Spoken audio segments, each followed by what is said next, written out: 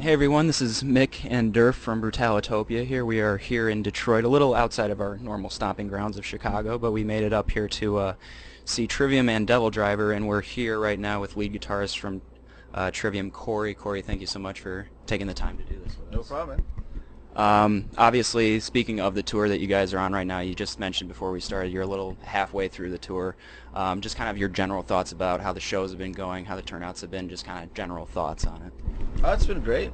Touring with Devil Driver is a lot of fun. Been friends with them for many years, so it's been a while since we actually did a tour together. So it's been fun. Just been really chill, and the shows have been really fun. It's been a lot of really killer shows. So overall, it's been fun. Cool. And of course, you guys, this is kind of your first big tour behind the new album that's going to be coming out soon, Vengeance Falls. I believe you guys are playing a couple songs from the new album on this tour, obviously promoting that. Kind of, have there been perhaps good, bad responses to the stuff live? Have you noticed anything compared to the other stuff you guys have been playing on your set? No, the new stuff ever since we started playing it gets you know just as big of a reaction as anything else we play. So people have really responded really well to the new stuff. They go over amazing live. Crowds go crazy. People are singing them, singing the guitar parts. So people dig it, and these are great live songs. So they're kind of written to be translate to being loud and live. So it's been going great. So we're looking forward to playing more songs from the record. Speaking of the new record, Vengeance Falls, I read online that you guys recorded this. It was produced by David Draymond, Disturbed. Do you want to just talk a bit about how working with him, what that was like, and how that experience went? It was a lot of fun. David's a great dude. We got along, the five of us together working in the studio. We had a really good working chemistry. He's a musician himself, and he's made records in our position, so he knows kind of both sides of the deal of being a producer and also being in a band creating and stuff. So we had a lot of common ground, and it just really clicked really well. And he's a super nice dude. He's a very hard-working guy, likes to be efficient, and just really he had this is like the first project outside of anything he's performed on that he produced. So he had just as much invested into making this record the best it possibly could be. And we just had a great working relationship. We got along personally, even outside of the actual working stuff. We were all goofing around and had a just a really good time. We lived at his house for the whole time. So we did the record at his house. We lived there, so it was a very he kind of adopted 4 kids for a while, and we just had a lot of fun. It was just a really good just vibe, just being there, and also just all of us working together. Sure. Does he wear the spikes all the time? Is that like living at his house? Is it all the time thing? No, he didn't. Yeah, I don't think he wears them outside of when he's doing music, because I didn't see him in the whole time we were. I think the only time I saw him in was when he was doing promo for his new record. I'm sure wearing those constantly wouldn't Be good. just hanging around the house. It just got spikes in it. So. I'm sure you guys have kind of the nature of music, just kind of pay attention to what people respond to online and everything, and I'm sure you've seen kind of some of the flack that people initially had for Draymond being a producer on the album, kind of since he's more of a commercially successful musician. Perhaps, I know you kind of said it was a good working relationship and everything. What kind of more specifically would people maybe not guess that he was actually very good at in helping you guys on In Vengeance Falls? He definitely was a big big part of doing vocals with Matt. Matt really appreciated working with him, because being a singer and then actually working with another really good singer, just being able to bounce ideas off each other and have another singer's kind of critique of, and David did a lot of stuff of just helping with just fine-tuning ideas, maybe rearranging stuff, and really push Matt on the actual lyrical message of stuff, really questioning, what are you trying to say with this song, and really kind of get Matt to really dive into the lyrics to be, just so that even the lyrics were just top notch. So, and he was just really had a really killer ear for just arrangements, um, and just like rhythm and stuff like that. We had, definitely one of the things going into this record was we just wanted to, the obvious thing that we were looking to do was just be more groove oriented and just big, headbanging type stuff instead of like going super fast all the time.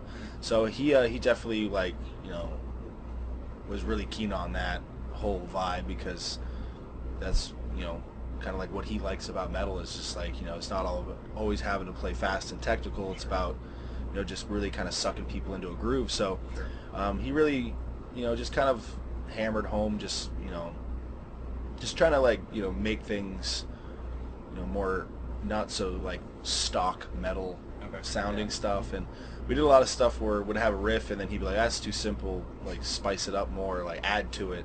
And we did a lot of stuff like that where we just kind of brought more of the, I guess, the musicianship out more than we kind of had the basic ground for like a part, and then we'd just kind of like keep stacking onto it until it was finished. And he just had a lot of really cool, he just, with having all the stuff we're working on, he just really had an eye for just being able to like tell us what parts we should focus on, because we're thinking about like 14 songs, and like, well, that part in this song we should think about something making it stronger, because the rest of the song's really good and this part's like the weak point. So he just really kind of like would find the stuff to focus our energy on. Sure. So it was good. He kind of like directed, just kind of like, all right, I'm gonna, you guys are going crazy with all your writing riffs or coming up with parts, and I'm just gonna like show you what to think about and stuff. So he kind of had just a very good ear for just kind of being like the being a producer, right, which is right. pretty much what you have someone there to kind of help you focus all your all your attention towards whatever it needs to be put on. Right. Kind of more about the album itself, musically speaking. We were kind of talking on the right here that you guys, over the course of your whole career's discography, like, albums are very unique from each other, like especially from the track from like Ascendancy, Crusade, Shogun. Those are three like very distinctly, stylistically different albums. Would you say that Vengeance Falls is perhaps the best representation of what Trivium strives to be, or is there like a big representation you guys are going for, or how would you exactly describe the sound that Trivium tries to strive for? We just kind of just write music that we would want to hear as fans ourselves, because we have to be into the music before anyone else, because no one else hears it until it comes out. So we just always just been like whatever kind of at that moment in time just kind of piques our interests and kind of inspires us to write.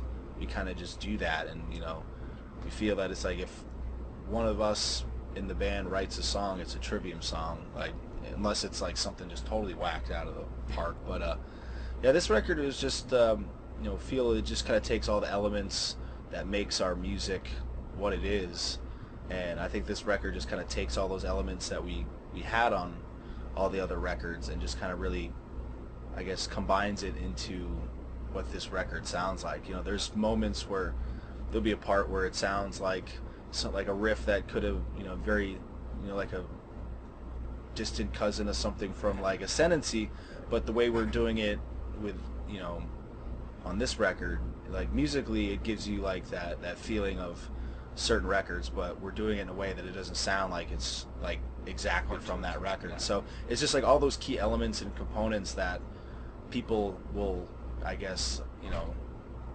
hear and feel in the music, but it's kind of done in a different approach, in a different songwriting manner, that it really gives, once again, like this record, its own unique sound, but also it has very familiar sound and very, you can definitely tell it's us, like pretty easily. Right.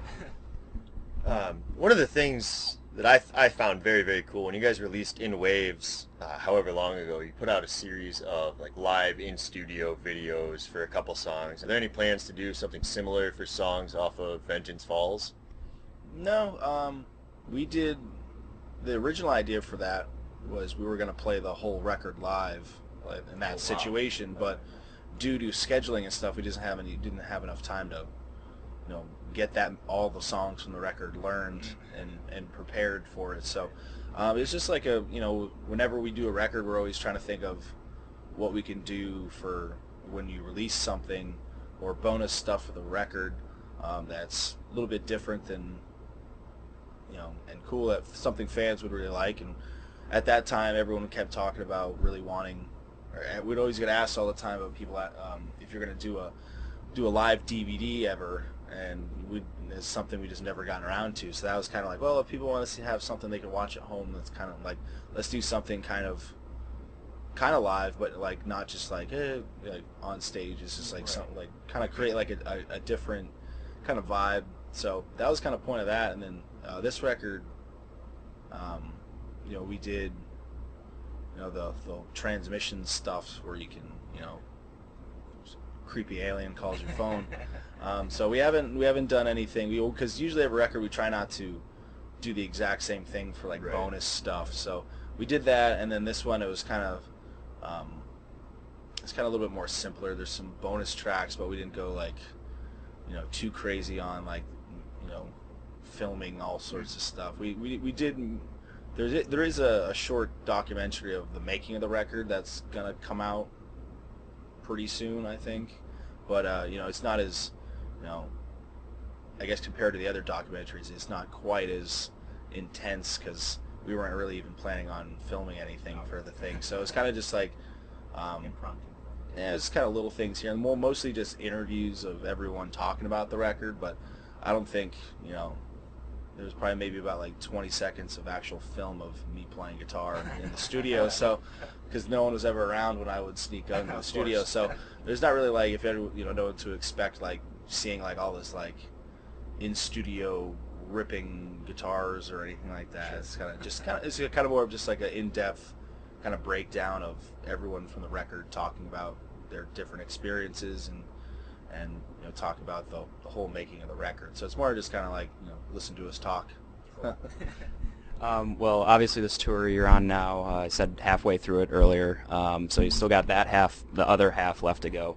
Are there any plans for you guys post that, more tours in the works, or anything you can mention yet? Yeah, there's after this tour we go to Japan for a festival, and then we have a second leg of North America with Devil Driver that's been announced for, I guess, a couple of weeks. It's another like 5-6 weeks, like November, December. So the dates are all out there, and it goes all over again. Right. Different cities and stuff that we didn't hit on this tour. And then next year we got Europe, Australia, South Africa, more U.S. stuff, and so it's putting in plenty of time. Yeah, all next year is just all focused on touring. So, and stuff gets added on as we go. So. Cool. Do you have anything? Yeah. Well, I mean, it sounds like you're going to be wrapping up this year, finishing up the second leg of the tour, like you said. So, in the spirit of wrapping up this year, are there any albums from this year that you've just really been listening to hard? Like any favorites that you have, just to share with anybody? Trying to think of what came out. I haven't really bought anything. Nothing like the only thing I've crap. I know I got the last thing I bought the new Dream Theater. I really like that record. And other than that, I can't really think of like anything that, or like what actually came out this year that I picked up. Like I've heard a lot of stuff, but I just can't remember if it came out last year or this year. Right. I'm gonna have to stop asking. I ask this question in all interviews, and you're probably the third or fourth person in the row who's been like, I've listened to stuff, but I don't remember what I bought, or if it was this year or whenever. So I'm gonna have to lose this question, I think. Well, a lot of people, we noticed that like the same year, or in the same month we interview them, that they're releasing something new. It's kind of like you guys are obviously solely focused on your own stuff as opposed to what everything else is going on. I know I've listened to some stuff that I really like. I bet if I actually looked on my computer, I'd be like, oh yeah, that but just thinking off, like trying to like think of stuff. I know like the new Revocation album's really cool. Yeah. And then other than that, like I'm sure there's a CD Matt showed me the other day. I think it came out this year. This band called In Vain. It's like a Euro band, maybe. I think it's very Euro sounding, so I'm assuming. But that was really cool, and I'm sure I could come up with a whole bunch of stuff if I just had my Spotify or something in front of me. I could do some research for like.